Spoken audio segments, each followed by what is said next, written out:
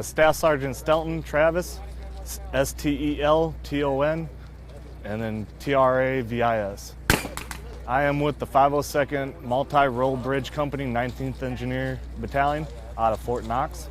So our responsibility was to come build a raft so that we could transport some MPFs across the lake here so that they could secure the far side objective, provide some security over there, and then finish their mission on it.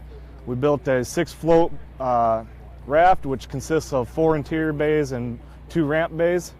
And then we used 3 MK-30 boats to maneuver these pieces of equipment in the water to connect them in and then push onto the shore to load the MPFs.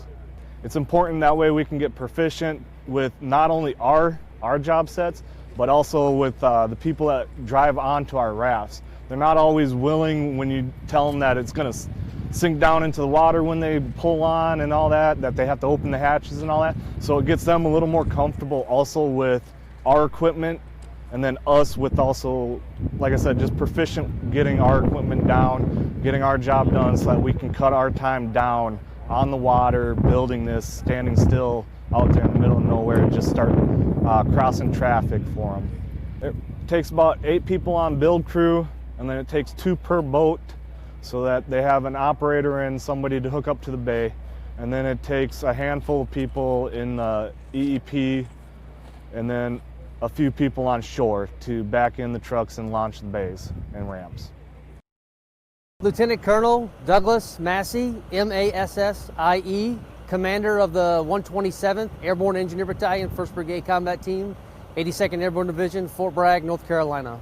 Okay, so this morning, just to put things into context, 2/3 of the world's population lives by a river or the coast.